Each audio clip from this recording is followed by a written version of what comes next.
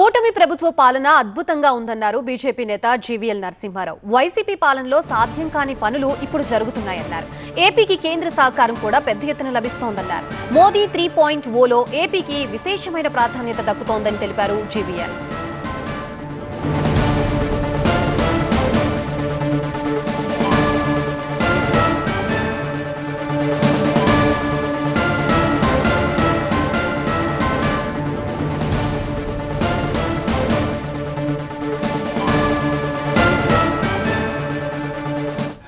పోతోంది.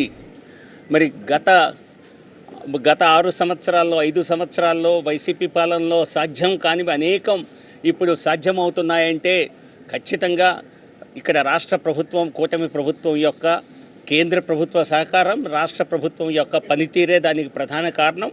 సో ఇది ప్రజలందరూ మరి గర్వించే విధంగా, ప్రజలందరూ ఆశాభావంతో చూసేటువంటి విధంగా రాష్ట్ర పరిపాలన ఉన్నది, రాష్ట్ర ప్రభుత్వ పరిపాలన ఉన్నది.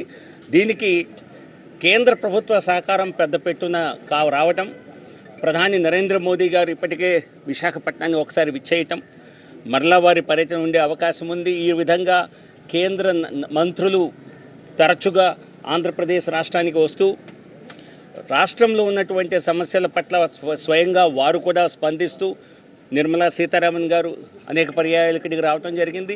ఇతర పెద్ద మంత్రులు అమిత్ షా గారు కూడా గతంలో మరియు విశాఖపట్నానికి గతంలో ఇక్కడికి విజయవాడకు రావడం జరిగింది, గుంటూరు ప్రాంతానికి రావడం జరిగింది. ఈ విధంగా ఆంధ్రప్రదేశ్ రాష్ట్రానికి నిజంగా మోదీ 3.0లో ఒక విశేషమైనటువంటి ప్రాధాన్యత, ఒక విశేషమైనటువంటి మరి సమర్థన